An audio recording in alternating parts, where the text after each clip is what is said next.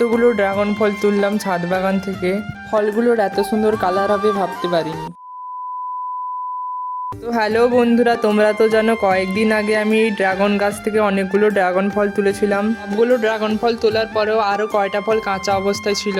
তো চলো আজকে সেই ড্রাগন ফলগুলো আমি কাটবো। আর তার আগে দেখো ড্রাগন ফলগুলোর সাইজ বাজারের থেকে ছোট হলেও এই ফলগুলোর স্বাদ বাজারের থেকে অনেক মিষ্টি। আর তাছাড়া নিজেদের গাছের ফল খাবার মজাটাই আলাদা। তো তার জন্য দেখো সব ফল নিয়ে বসে পড়েছি কাটার জন্য। সবার প্রথমে একটা ফল নিয়ে কাটা শুরু করলাম। তো দেখো বন্ধুরা, ফলগুলোর কত সুন্দর রং এসেছে। আমাদের বাড়ি ছাদ বাগানে এই লাল রঙের ফলের গাছ আছে, কিন্তু সাদা রঙের ফলের গাছ নেই। আর এই লাল রঙের ফলগুলোর স্বাদ অনেক বেশি মিষ্টি হয়। তো একে একে সব ফলগুলো কেটে নিই। এখন খেয়ে দেখা যাক ফলগুলো কেমন খেতে। তার আগে তোমরা অবশ্যই কমেন্ট করে জানাবে কাদের কাদের বাড়িতে ড্রাগন গাছ আছে। বাটিতে করে কয়েকটা ড্রাগন ফল নিয়ে নিলাম।